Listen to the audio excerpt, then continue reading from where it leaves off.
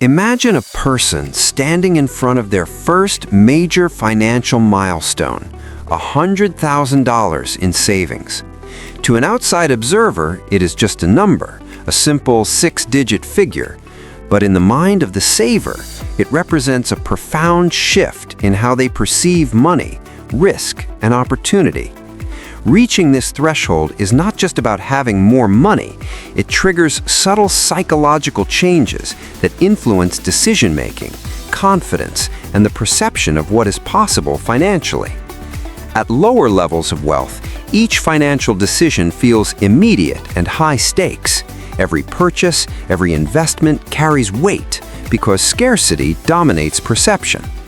When the account crosses the $100,000 mark, the brain begins to interpret money differently.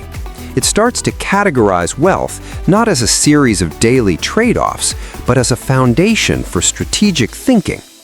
This is why behavioral economists describe thresholds like $100,000 as cognitive anchors.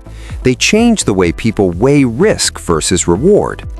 Mathematically, the shift also becomes apparent. If a person earns an average return of 5% annually, $100,000 grows to $105,000 in just a year. While $5,000 may not seem transformative, the percentage growth feels different compared to starting with $10,000, which would only yield $500. The absolute figure reinforces the sense of momentum. Compound interest, which might have seemed abstract before, now becomes psychologically tangible. People start noticing that small, consistent contributions can accumulate meaningfully, and the concept of long-term growth stops being theoretical and starts feeling real. Systemically, this threshold interacts with societal perceptions as well. Banks, investment advisors, and financial products begin to treat an individual differently once they reach this milestone. Certain investment opportunities, previously inaccessible, now appear viable. Insurance products, lending conditions, and even peer comparisons subtly change. The $100,000 mark is more than personal.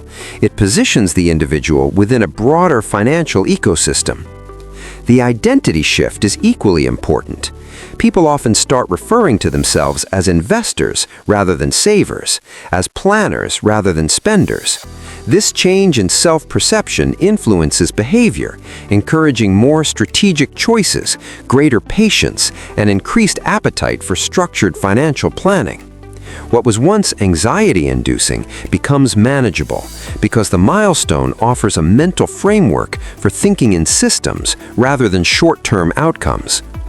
In conclusion, the psychological impact of crossing $100,000 is as significant as the numerical value itself. It represents a gateway into new patterns of financial cognition, a deeper understanding of compounding, and a subtle integration into the financial system.